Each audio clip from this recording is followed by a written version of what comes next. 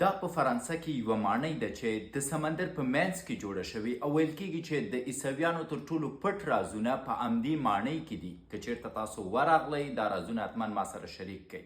دا بیا په روسیه کې پرته شاهي ماڼۍ ده چې ویل کېږي د روسانو د شاهانو تر ټولو مهم اسناد پکې پراته دي او روسیه ډیری خلکو ته اجازه نه ورکوي تر څو دلته دننه شي. دا بیا د انګلستان مثلث شکله شاهي ماڼۍ ده چې 800 کاله پخوا جوړه شوې او ویل کېږي چې د ملکې ټول شیطاني قراردادونه په دې ماڼۍ کې پټ دي، د ورتلو اجازه نشته.